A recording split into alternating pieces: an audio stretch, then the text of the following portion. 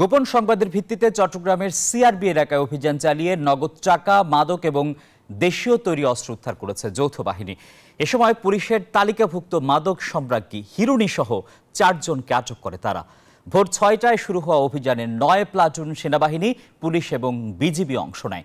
এ সময় অবৈধ অস্ত্র এবং মাদক উদ্ধারে প্রায় 4 শতাধিক বাড়িঘরে তল্লাশি চালায় যৌথ বাহিনী। আকরাম হুসাইনের রিপোর্ট, ক্যামেরায় ছিলেন আবু জাবেদ। হিরুনি বেগম পুলিশের তালিকাভুক্ত মাদক সম্রাজ্ঞী। হিরুনি এবং ইদু সহ তালিকাভুক্ত সন্ত্রাসীদের আস্তানা সিআরবি এলাকায় ভোর থেকে মাদক এবং অবৈধ অস্ত্র উদ্ধারে অভিযান পরিচালনা করে যৌথ বাহিনী। বসুন্ধরা টিস্যুতে ছাড়ের ছড়াছড়ি। বসুন্ধরা টিস্যু নিয়ে এলো নিশ্চিত ছাড়।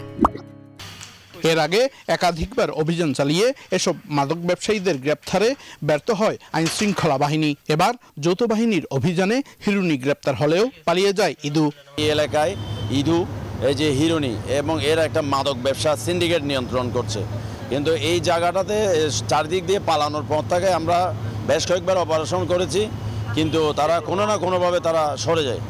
তো আমরা এবার পর্যাপ্ত সেনাবাহিনী, বিজিবি এবং যে পুলিশের সহযোগিতায় এই অপারেশন করার কারণে মোটামুটি আমরা এই হিরুনি পালাতে পারিনি।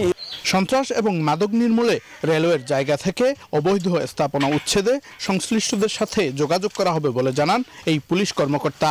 কলোনি তারা গড়ে তুলছে, এই ব্যাপারে আমরা রেলওয়ে কর্তৃপক্ষের সাথে যথাযথ কর্তৃপক্ষের মাধ্যমে আমরা যোগাযোগ করব এবং এই জিনিসটা আমরা উচ্ছেদ করার চেষ্টা করব। উচ্ছেদ করলে অপরাধ অনেকাংশে কমে যাবে। আমি আশা রাখি এটা রেলওয়ে কর্তৃপক্ষের আরেকটু সজাগ হওয়া দরকার।